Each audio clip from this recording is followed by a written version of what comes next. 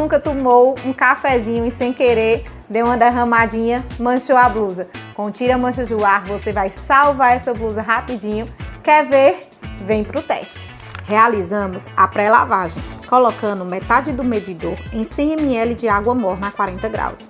Misture até adquirir a consistência creme e espuma. Aplique e espere agir por 10 minutos. Prossiga a lavagem com o lava-roupas que você mais gosta. Com a máquina, use o medidor cheio do produto e acrescente o tipo de lava-roupas de sua preferência. Para as manchas mais resistentes, utilize 2 medidas. Já no caso de optar por deixar de molho, dissolva 2 medidas em 4 litros de água morna a 40 graus. Utilize o detergente de sua preferência e prossiga com a lavagem. Em seguida, enxague. Lembrando que após a lavagem, você deve enxaguar bem a roupa e deixar secar na sombra. Solucione suas manchas com Tira Manchas do Ar, você também.